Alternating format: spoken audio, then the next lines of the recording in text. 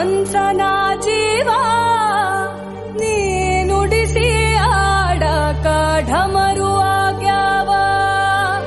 ಯಾಕ ಶಿವಲಿಂಗ ನಡೆಸುತ್ತಿ ಹಿಂಗ, ಏನೇನೂ ಇಲ್ಲಯ್ಯ ನಮ್ಮ ಕೈಯಾಗ.